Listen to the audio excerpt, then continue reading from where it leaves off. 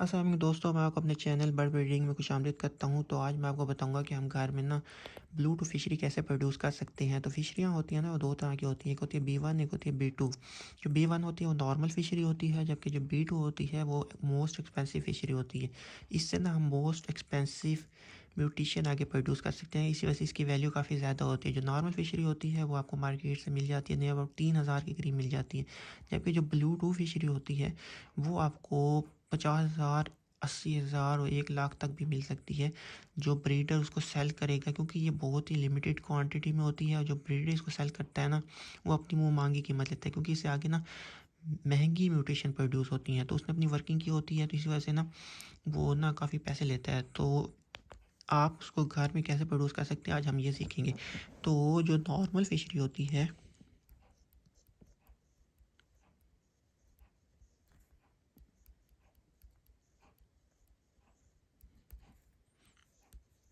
इसमें ना दो तरह के क्रोमोसोम होते हैं। एक होता है B1 और दूसरा भी होता है B1।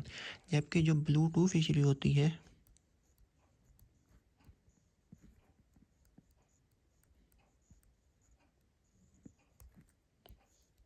इसमें जो क्रोमोसोम होते हैं वो होते हैं B2 और B2।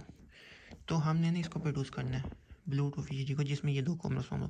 इसको हम कैसे प्रोड्यूस कर सकते हैं? आपने ना दो पार ब्लू बर्ड्स लेके आने हैं। पार ब्लू बर्ड्स होते हैं पार्शियल ब्लू बर्ड्स। तो जिसमें मेल भी पार ब्लू होगा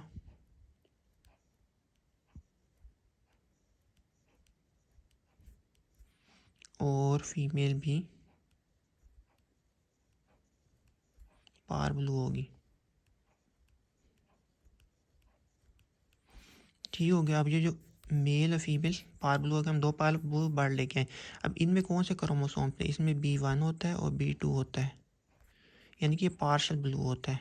इसमें भी B1 और B2 होगा। तो हम दो पार ब्लू बर्ड्स लेके आ गए, उनकी आपस में ब्रीड करा दी। ठीक हो गया। तो इनमें से जो बच्चे आएंगे वो चार तरह के बच्चे आएंगे। एक होगा, सबसे पहला बच्चा होगा जो B1 और B1 से मिलेगा, वो हो जाएगा B1 और B1। जो दूसरा होगा वो ये वाला B1 इस B2 से मिलेगा, तो ये दूसरा बच्चा होगा B1 और B2। अब ये जो तीसरा बच्चा होगा इसका जो निकलेगा, वो ये वाला B2 इस B1 से मिलेगा, तो ये हो जाएगा B2 और B1। और ये वाला चौथा बच्चा ये वाला B2 इस B2 से मिलेगा, तो ये चार तरह के बच्चे आ जाएंगे, B2 और B2। तो वो मैंने आपको पहले बताया था कि जो ब्लू टू फिशरी में होती है उसमें ये दो क्रोमोसोम्स होते हैं। तो अब क्या होगा, ये जो B2 B1 और B1 B2 ये दोनों होंगे पार ब्लू, ये वाला और ये वाला जो है, ये दोनों पार ब्लू हैं। ठीक हो गया। जो मैंने आपको बताया था कि पार ब्लू में B1 और B2 होते हैं। तो ये दो बच्चे पार ब्लू आ गए, जबकि ये दो बच्चे जो होंगे ये ब्लू फिशरी होंगे। बिल्कुल सेम देखने में ना, एक ही शक्ल होगी इन दोनों में। तो हमें कैसे पता चलेगा कि ये ब्लू टू है, ये ब्लू वन है? तो इसके लिए ना हमें आगे ब्रीड करानी पड़ेगी इन दोनों की ना, ये जो ब्लू फिशरी है ना। तो जो पहला बच्चा है, ये जो पहला बच्चा आया है B1, इसको ना, जो पहला बच्चा था ना, उसकी हमने ब्रीड करा दी सिंपल एक ब्लू फिशरी से, जो नॉर्मल ब्लू फिशरी होती है ना, उससे ब्रीड करा दी टेस्ट। अच्छा, ये जो ये होंगे ना दोनों ब्लू फिश, ये होंगे पॉसिबल ब्लू टू, क्योंकि अभी हमें नहीं पता, इसको कहते हैं पॉसिबल ब्लू टू। ये भी पॉसिबल ब्लू टू है, ये भी अभी हमें नहीं पता कि इनमें से कौन सा ब्लू टू है। ये हमें टेस्ट ब्रीड के बाद पता चलेगा। तो हम टेस्ट ब्रीड में क्या करेंगे, ये पहले वाले बच्चे को सिंपल फिशरी नॉर्मल फिशरी के साथ ब्रीड करा दिया, और ये जो चौथे वाला बच्चा था जिसके क्रोमोसोम B2 हैं, जो कि B2 है जिसको हमें अभी नहीं पता, तो इसको भी नॉर्मल फिशरी के साथ हमने ब्रीड करा दिया। तो अगर सारे के सारे, अब इसके ब्रीड के बाद क्या कम्बिनेशन बनेंगे, जो B1 है ना, इसको ये वाला B1 इस B1 से मिल जाएगा, ये B1 इस B1 से मिल जाएगा, B1 ये वाला B1 इस B1 से, यानी कि जो सा कम्बिनेशन जिससे मर्जी मिले, रिजल्ट में B1 और B1 ही आता है, यानी कि सिंपल ब्लू फिशरी आता है। तो अगर ना आप ना जो हमारा आपका ब्लू निकला है उसके आगे सिंपल फिशरी के साथ मिल क्रॉस करने के बाद जो बच्चे निकले वो सारे के सारे ब्लू फिशरी हों, तो वो B1 फिशरी है, यानी कि नॉर्मल फिशरी हैं सारी। तो इसको हम छोड़ देंगे, ये नॉर्मल फिशरी है, इसको आप कहीं पे सेल कर दें। लेकिन अगर आपके ना सारे के सारे पार ब्लू निकल आएंगे, देखिए ये वाला B1 B2 इस B1 से मिलेगा और ये वाला B2 इस B1 से मिलेगा, तो सारे के सारे ना B2 B1 बनेंगे। B2 B1 ये देखिए ये वाला B2 इस B1 से मिलेगा, ये वाला B2 इस B1, सारे के सारे चारों के चारों बच्चे क्या होंगे, पार ब्लू। ये वाला B2 इस B1 से मिलेगा, ये वाला B2 इस B1 से मिलेगा, ये वाला B2 इस B1 से मिलेगा, ये वाला B2 इस B1, यानी कि सारे के सारे बच्चे पार ब्लू आ गए, तो वो आपका कंफर्म हो जाएगा आप ना ब्लू 2। तो ये अब कंफर्म हो गया, यानी कि अगर ना ये जो इनमें से बच्चे निकले थे, 2 पार ब्लू निकले थे और 2 ब्लू फिशरी निकली थी, उन 2 ब्लू फिशरी को सिंपल हमने ब्लू फिशरी के साथ वो क्रॉस कराया, यानी कि ब्रीडिंग कराई, तो अगर सारी की सारी ब्लू फिशरी आ गई तो वो नॉर्मल है। लेकिन अगर सारे के सारे पार ब्लू आ गए तो आपका ब्लू 2 प्रोड्यूस हो चुका है, तो उसको आपने संभाल लेना है, इस वाले बच्चे को ना, जो हमारा चौथा बच्चा था, इसको संभाल लेना है। तो अब आगे हम इससे ब्लू 2 कैसे प्रोड्यूस कर सकते हैं, तो हमारा ये जो चौथा बच्चा था इसको अब हम ये रखते हैं, सारा मिटा देते हैं।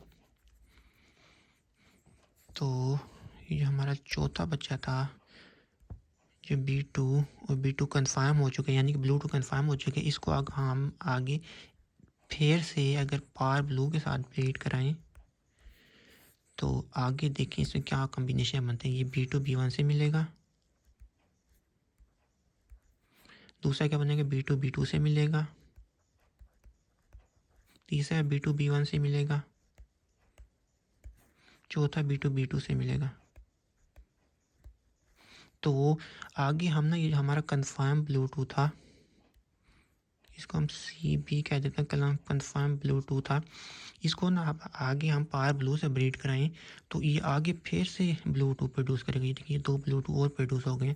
जो पार ब्लू बच्चे आए तो वो तो पार ब्लू होंगे, लेकिन इस ब्रीड के बाद, यानी कि अगर हम ना अपनी इस ब्लू 2 को ना पार ब्लू से ब्रीड कराएं और उसमें से अगर कोई ब्लू फिशरी निकल आएंगे वो कंफर्म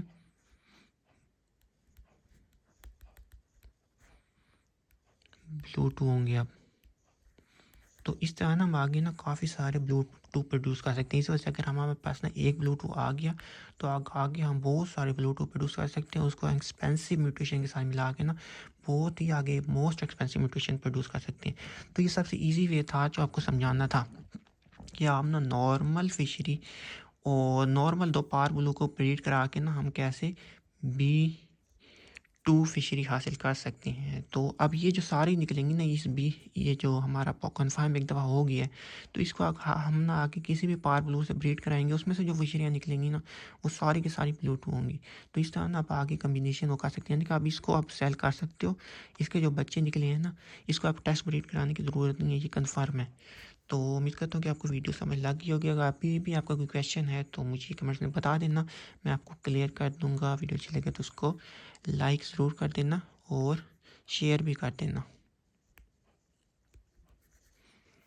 और मेरे चैनल को भी सब्सक्राइब कर देना। अल्लाह हाफिज़।